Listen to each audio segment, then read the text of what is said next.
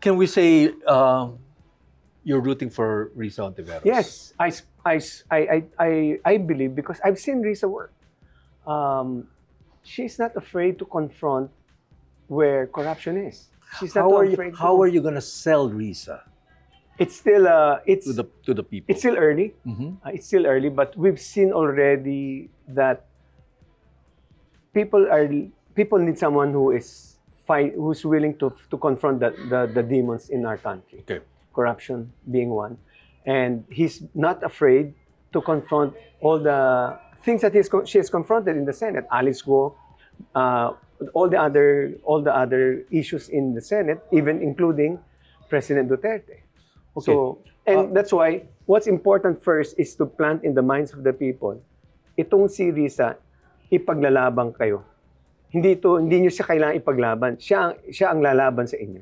It's one thing to say, matapang, there's no doubt, matapang, also VP Sara is also matapang. But ang tapang ni Sara, ang tapang ni Risa, para sa taong bayan. Di ba yung tapang niya, kino-confront niya si Alice Go, kino-confront niya yung mga pugo. So 2028, baka labanan to ng matatapang na babae.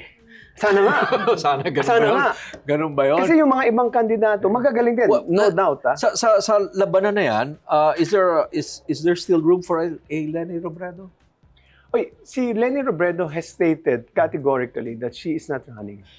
Some people feel that she's the strongest, she's the person who has the strongest chance of beating Sara. It's understandable because she has high numbers right now in the surveys.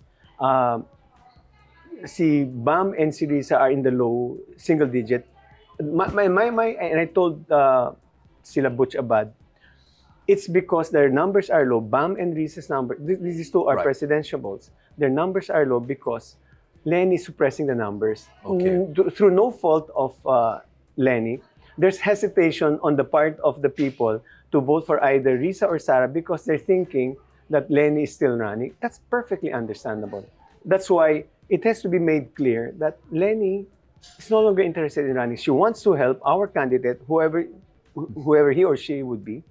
But that's the extent so far at this point. She's interested. Is there something for you that Senator Risa Hontiveros needs to do?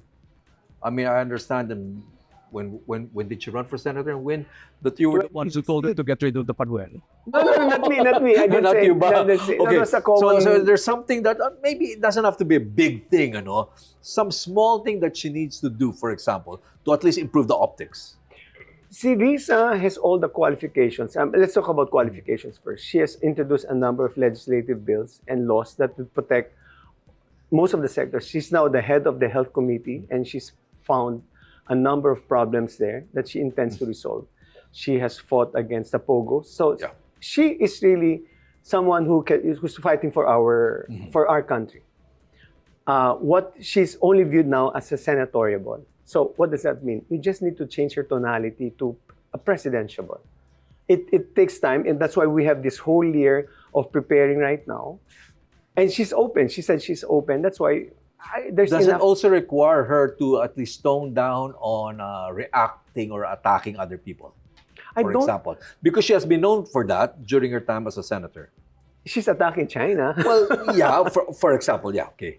But those are points where when she feels that the interests of our country is at stake, or the interests of certain segments of the people, the marginalized, are at stake, then she will not hesitate to speak out in defense of those marginalized people or those who are oppressed. We had Risa here a few days ago, and she said that, admittedly, responding to a question that VP Sara Duterte would be more or less the strongest candidate an oppositionist would have to face in 2020. Do you agree with her? Yes.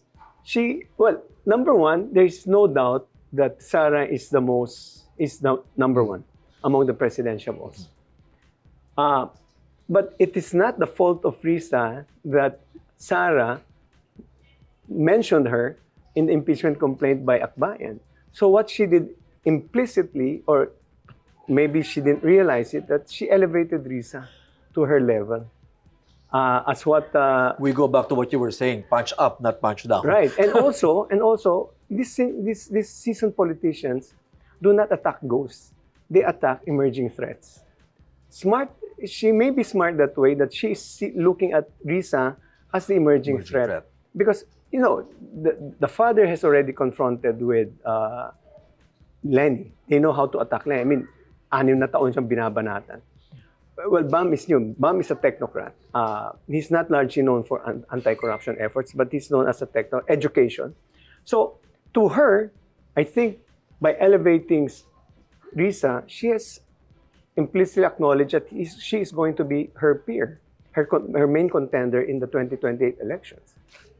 Maybe that was done unconsciously, but that's the effect of it.